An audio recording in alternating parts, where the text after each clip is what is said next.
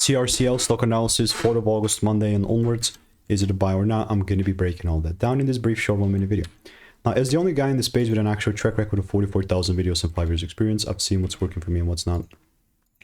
CRCL, I mean, even though, man, here, this is in my big pull down, the only thing that I'm looking to do is double down, buy more. You know what I mean? Like, at the time, I called it out. It was 76 bucks, looking to take it to 104. This delivered like a freaking honey, right? It was great.